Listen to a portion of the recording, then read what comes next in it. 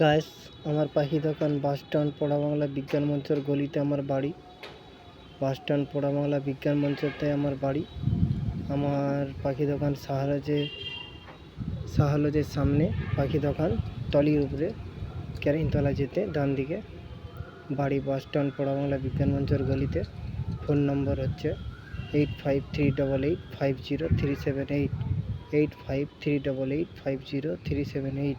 আরেকটা নম্বর হচ্ছে 8337856148, 8337856148।